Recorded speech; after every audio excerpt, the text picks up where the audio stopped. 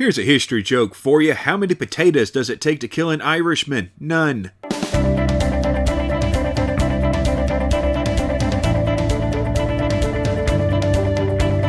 Hey folks, welcome to This Week in History. Let's do it to it. On May 23rd of 1498, here we go. Girolamo Savonarola was burned at the stake. Rather ironic since he was the man that created the bonfire of the vanities, which we've covered here before. And remember, he was hung before his body was burned. The church didn't burn people alive, the government did that. In 1618, the second defenestration of Prague occurred, and without going into a ridiculous amount of politics here, basically some Protestant officials threw some Catholic officials out of a third-story window, and even though they survived, it ended up leading to the 30 Years' War. Also, the word of the week is defenestrate, which means to throw something or someone out of a window. That's right, defenestrate. On May 24th of 1567, Eric XIV of Sweden and his guards murdered 5 incarcerated Swedish nobles. There's a lot more to this,